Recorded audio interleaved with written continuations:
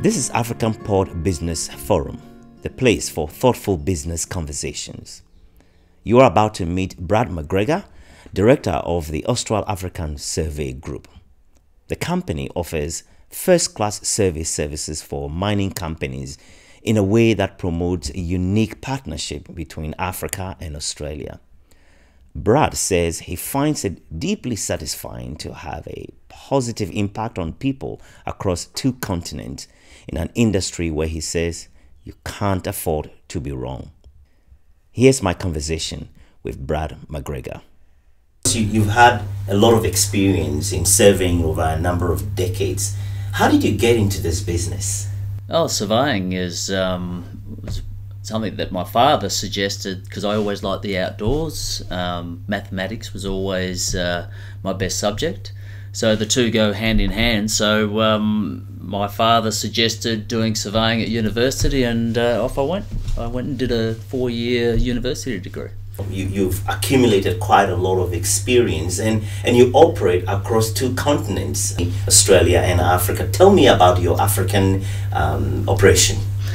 Okay, so initially I was asked to do some surveying over in Tanzania by a company called Nyakpo, and that was going back to 1998. And I spent about 12 months over there doing the Golden Pride project over in Tanzania. And then after that, there was another project called the Gator Gold Mine in Tanzania again. And 3 years after that, sort of like I went to Ghana. And then that's where I met my now business partner, Della Matnawi, and he's from Ghana. He came to me and said, how about we start this company, Austral African Survey Group, to do projects over in Africa. And even though you've existed for a fairly short time, you've had quite a footprint across many parts of Africa. Yes, absolutely. It's gone really well, and our first project was in Senegal in West Africa, and that was the Mako Gold project. We did that, it was about a 14-month project, and we had up to 5 project surveyors on that site. From there we went to Burkina Faso, and we did the Karma optimization project. From there we had a guy in Côte d'Ivoire on the Ity Gold project, and then now we've just gone into Côte d'Ivoire again on the Perseus gold mining project, and we just mobilised last month. So tell me, how crucial is surveying? How important is it? Well, it certainly pioneers the way to go. So we basically set up our monument points, and we pioneer going through, and sometimes we sort of like go and through a jungle, thick forest, and say, okay, this is where the process plan is. And that's where we say this is the clearing limits, off you go. And from there we build all the other infrastructure like the roads, the pipelines, the dams that go along with any mine development project. These days we use GPS technology. We come off national monuments, and they've all been coordinated with respect to the rest of the country, and we start off from those points, and then we set up our permanent benchmarks from there, and then basically survey all the different components of a mine development project on that site. Right, so how extensive is your services required? We go in at the start, the very start of any project, and we set pretty much everything up for a greenfields project. So there's a couple of different projects you can do. A greenfields project is basically just bare jungle or bare bush, and basically the commodity has been found by exploration, and we go in there, and we generally work for the engineer, and they have designed all the processing plant, the tailings dam, all the different facilities with respect to the greenfields project. So we go through and mark out each facility. That's a greenfields project, and a brownfields project is basically an expansion to an existing mine. And I made a few notes here about the fact that to be a surveyor or a successful surveying company is a complex mix of different types of knowledge, like legal knowledge, technical knowledge, field knowledge, etc. Can you explain that? I'm a licensed surveyor in Australia, so that requires us to create documents that we have to submit to government agencies, and it's basically saying that we're going to subdivide a particular parcel of land, and documentation needs to be drawn up, and then we submit that to the local government agencies.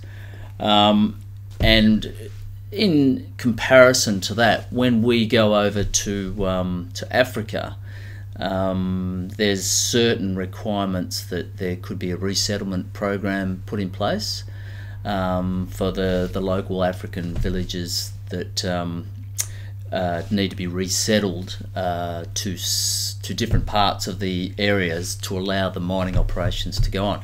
So that's what's called cadastral surveying. So there will be plots of land that have designated for the resettlement plan, and it's like a subdivision of houses and infrastructure and things like that. So that's the cadastral side of things, and we get involved with that by setting out certain plots of land and roads and all the infrastructure that goes along with that.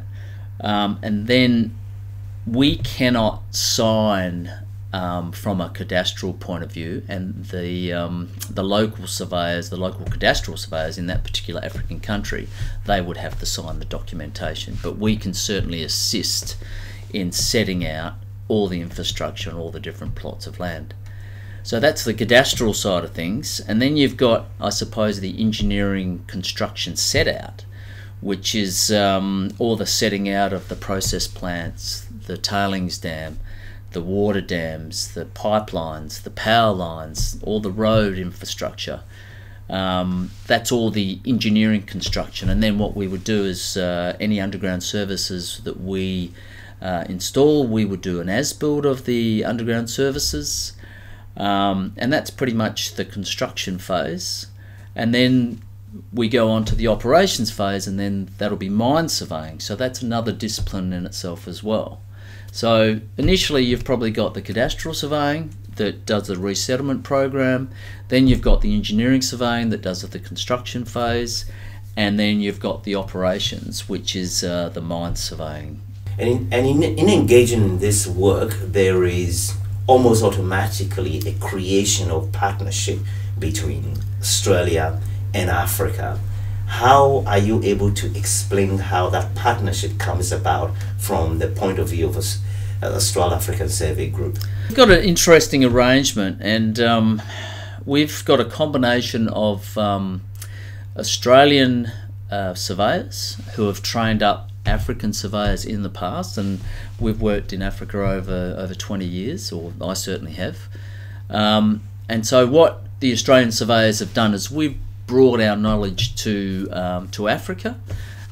We've trained up certain African surveyors up to Western standards, and we've brought the latest technology. So not only do we survey over there, but we bring the knowledge that we've learnt from here, from our universities, and we pass on that knowledge to the African surveyors. And that's part of what we do when we go to new places. We employ the local national African surveyors, and we train them on the job, and we pass on our knowledge as far as the latest technology and also the surveying techniques that that we can pass on as far as our knowledge goes. And that's been really satisfying work as far as passing on our knowledge, and seeing the guys over in Africa, they just love to learn the latest technology. So it's very pleasing and very satisfying. And technology is certainly part of everything these days. Absolutely. It underpins everything we do.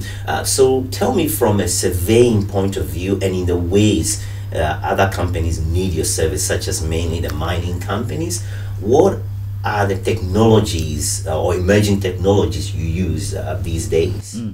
Well, we've got the latest GPS equipment, and that certainly enables us to be efficient in the workplace.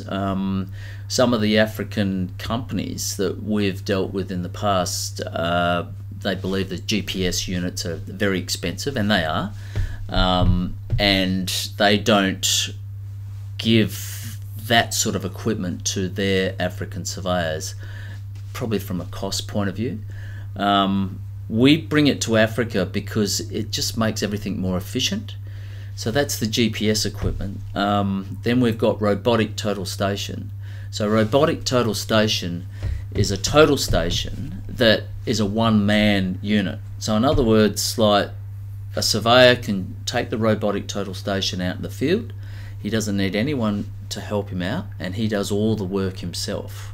So that's part of the latest technology. And again, most African companies don't have Robotic Total Station. And again, this makes us a hell of a lot more efficient, and we save a lot of time by using this sort of technology. And the latest exciting one was taking the drone technology, or what we call UAV technology.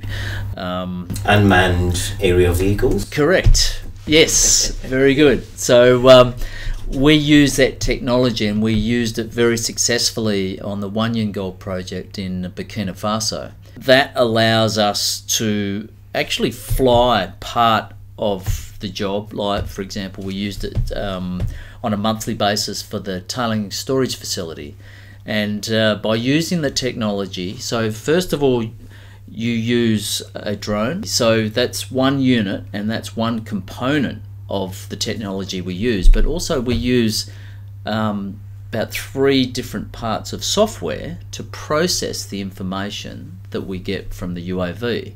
So to use the UAV in surveying terms, we can actually create contours from the UAV technology, and once we create the contours of a tailings dam that's been constructed, we can determine the volumes of material that are moved by the earth moving contractors, and that's a huge benefit.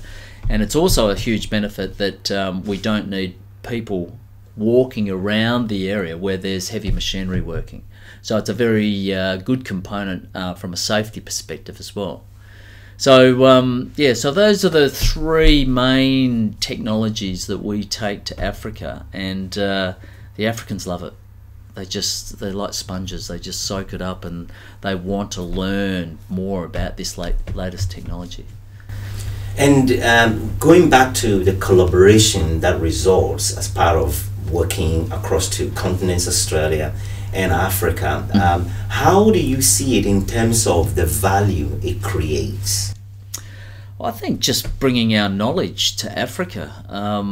It's just with having the Africans that we've trained on sites, and then we've got the Australian backup support services that, like, if they have any issues over there, we can troubleshoot. We can talk to them over the phone. We can Skype them.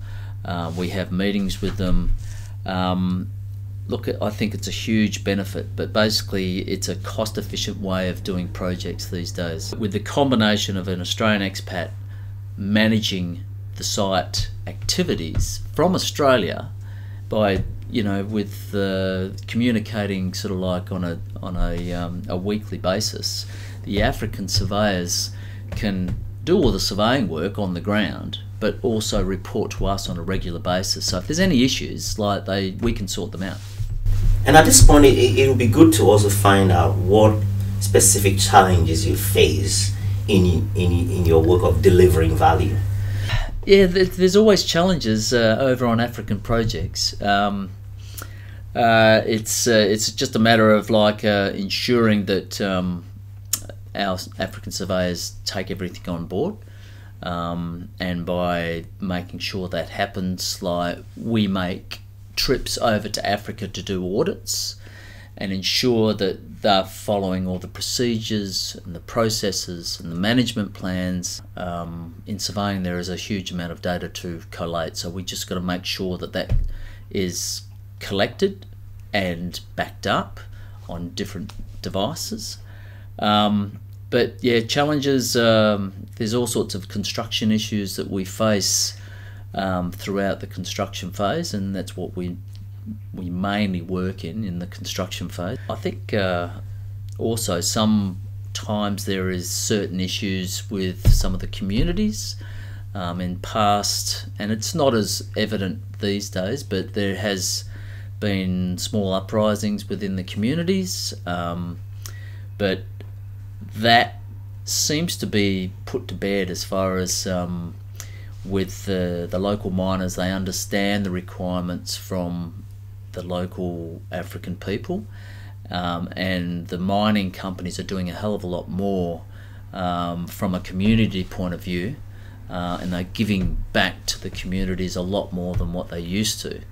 And this is all about license to operate, and it's a huge benefit to the local communities, and there's not as many issues these days as there used to be, and that's all about communication and making sure that the mining companies have got all the right people in place, and they constantly talk to the people and making sure that they're happy with any sort of arrangements, and providing water bores to the local villages, which we're going through at the moment. We've just recently donated to a program to provide water to the local communities in the Wanyan Gold Project. That's which is help that's been advanced by Austral African Survey Group? Yeah, so it was an initiative by Turanga Gold Mining Corporation, and it was part of the way of giving back to the community and helping the communities out,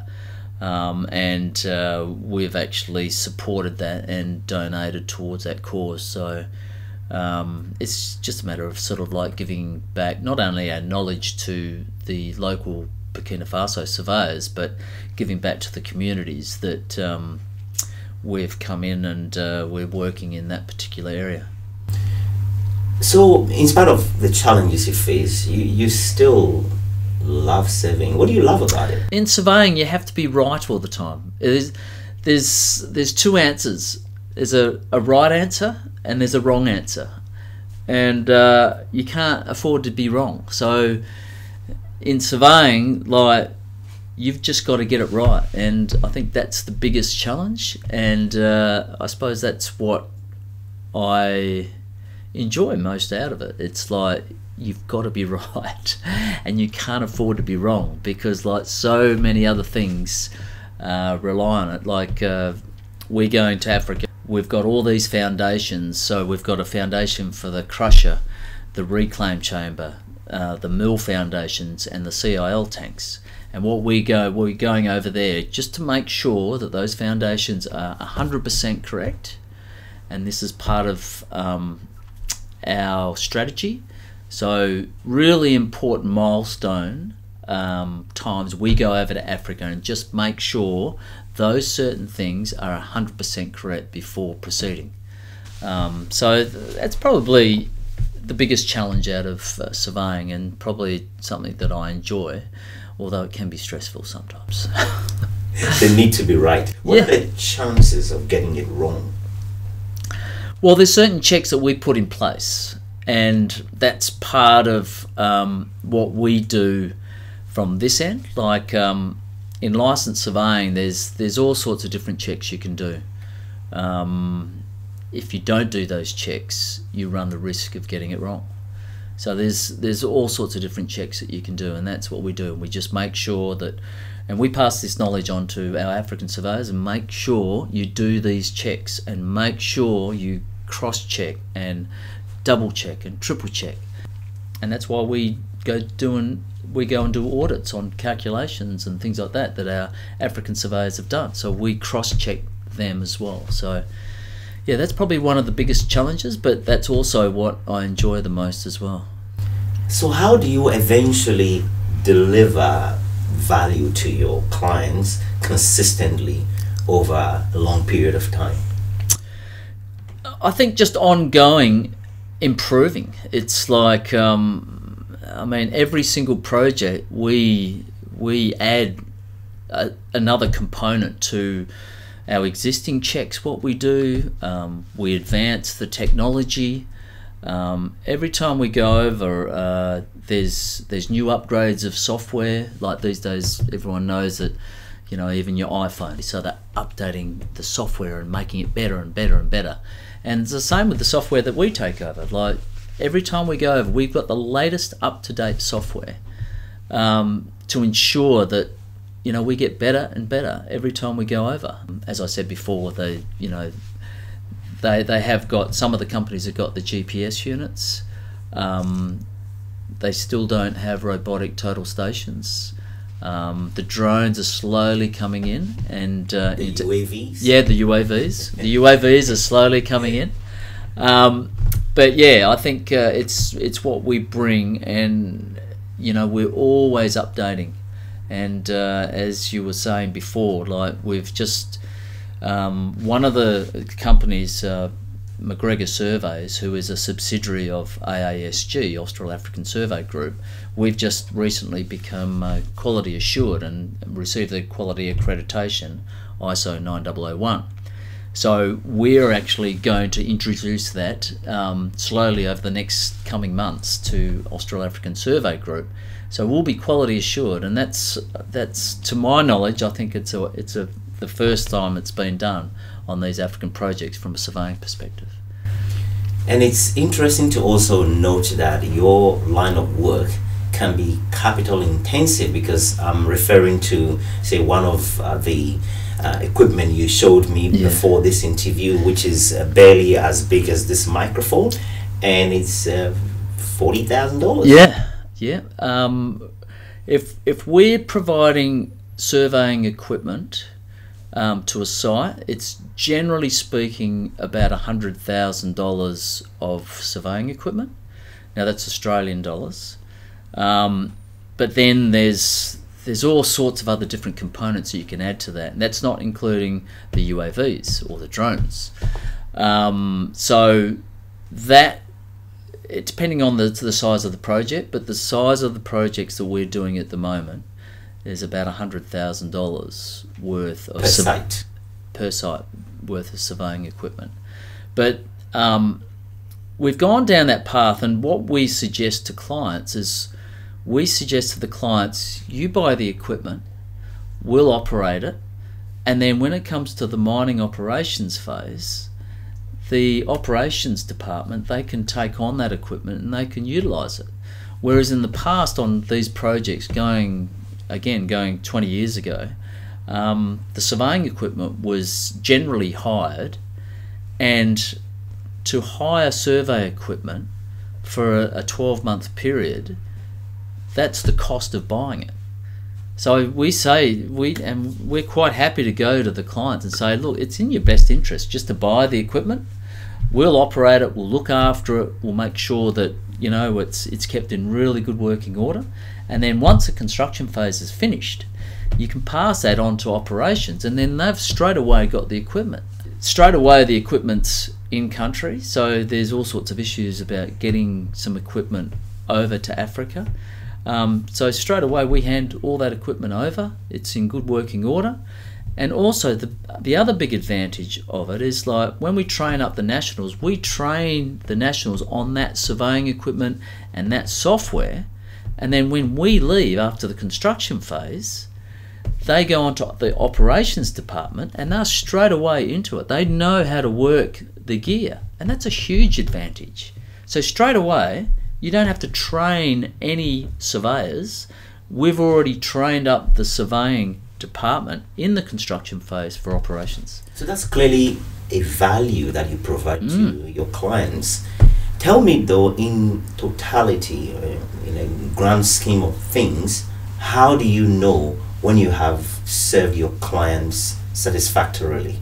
From a training perspective, we have got in-house programs, and there is certain areas where we can test the guys on how they've used the equipment and whether they're doing it the way they should be.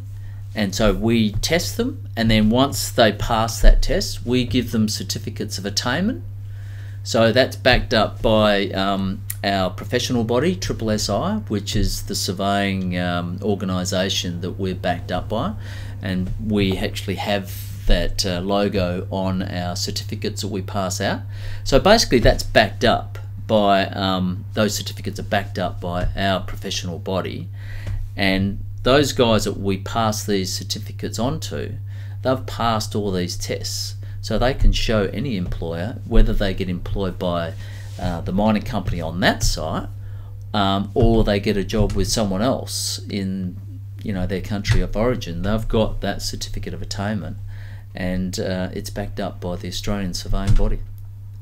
Well, we hope to grow our brand throughout Africa, and we believe we bring a lot of value to companies that work in Africa and also the African people. We bring our knowledge and we train up African surveyors, and I mean, there is a huge benefit to everyone involved, like the engineering consultant that we provide our services to.